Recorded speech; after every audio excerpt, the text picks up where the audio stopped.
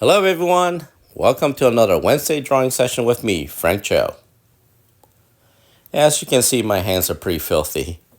My ink bottle exploded, or actually, there was a massive leak, and I had to clean it up right before I start drawing. And and actually, now think about it. This is what a proper artist hand should look like. It should be filthy. Artist hands are usually caked with paint and ink and graphite. Now think about some of my favorite artist hands. They have filthy hands. I mean, Bill Sienkiewicz. I've met him many times, and his hands are just absolutely filthy. They're just caked with paint and ink and all that. Because Bill is another absolutely wonderful artist. Absolutely, he's a madman, and I love him. And so today we are going to draw Shanna the She-Devil. So Shanna the She-Devil holds a very special place in my heart because she is the first character that I drew at Marvel. Actually, correction. She is the first character that I wrote and drew at Marvel. Now, a lot of people don't know that Marvel originally hired me as a writer artist. And they hired me to revamp Shanna the She-Devil, basically a B level character that was going nowhere. So they hired me to kind of like to re-energize that property, which I did, because in a weird way, Shanna the She-Devil was originally was in the Max line, which was a rated R line, which had nudity and hyperviolence and all that. So they hired me to draw this rated R comic, Shanna the She-Devil. And halfway through it, I had to stop and change it and censor myself, or they censored it, and they told me to redo it as a rated PG-13 comics because I didn't know at the time that Disney was in process of buying Marvel, and they didn't want any rated R comic book with nudity and all that. So I had to rewrite and redraw Shanna the She-Devil twice, from rated R comic to rated PG-13 comic. Excuse me. So with Shanna the She-Devil, she is essentially a female Tarzan in my mind. And like Tarzan, Shanna the She-Devil, I've always pictured Shanna the She-Devil on a tree, on a limb, on a rock, something very forest-like. And her classic pose is always her in a jungle setting. And as you can see, my first pose, I wanted her squatting in a crouching stance where she's ready to pounce on her prey or on a victim. So the first pose, I had her leg out, and it just looked a little too generic. And so I decided to have that leg point the other way. So you have the upper body pointing one way, and you have the lower body pointing the other way. So that creates that classic S-curve. Now, S-curve is very important because S-curve gives your figure work, your composition, your overall composition, much more energy, give it more life, and it's visually more stimulating. That's why S-curve is always encouraged in your figure. You don't want a figure that's ramrod straight because that's boring, and it just makes it look very static and stiff. By having like an S-curve to your figure, where they're twisting and turning their torso, have their weight in one leg, it creates a illusion of energy and sensuality, depending on the composition. So, so here I am fussing with the hair. I always fuss with the hair. I actually enjoy drawing the hair.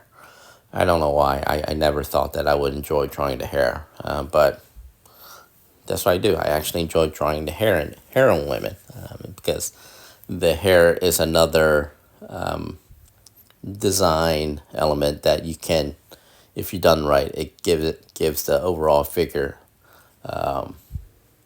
more energy, more life, and overall a visual interest. Excuse me. And here I am, constantly tweaking the face because you want, when you draw a figure, make sure you draw the face really tight, because that's the first thing that people tend to look at, is the face and other body parts. But always keep a very tight face.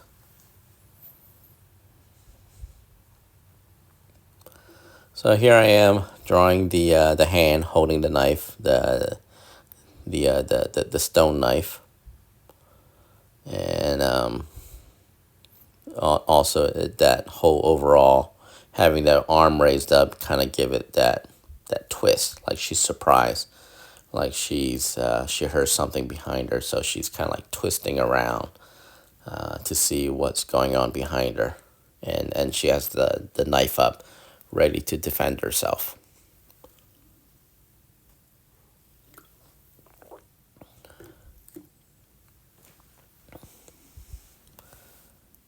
And then just adding, fooling around with the hand where she has the hand, so she's kind of using that hand to kind of push off, to kind of to turn.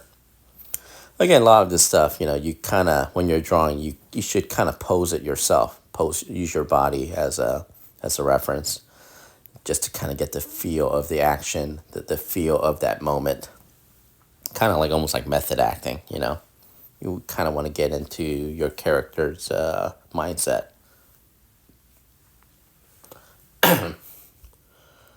And here I am, adding the musculature of the body, and having that, like, drawing that where the strap kind of like holds in the hip.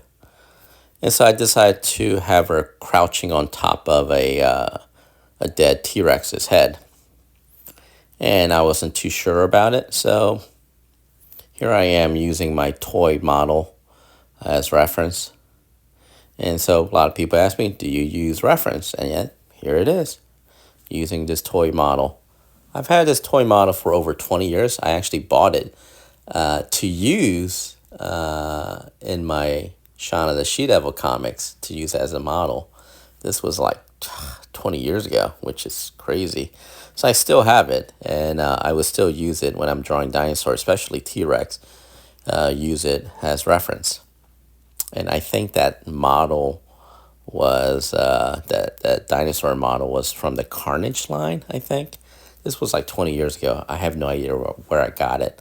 I think I might have bought it at Amazon somewhere. So adding texture to the dinosaur, that's always fun. Drawing dinosaurs is always fun.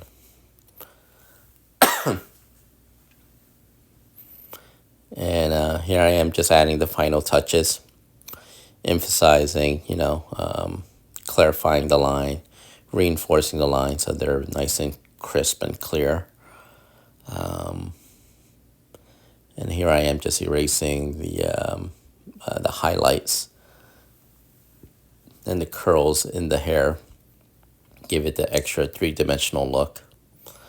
And here I'm just at this point, I'm just erasing all the stray marks and just giving like a clear outline of the overall body. And so the light is coming from her upper right hand side, so just adding a little bit of more shadow and thickening the line on that side where the shadow falls.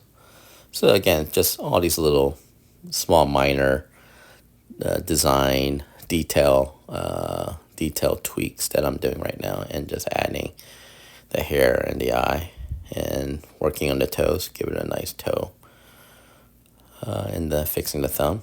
And there it is, Shanna the She-Devil.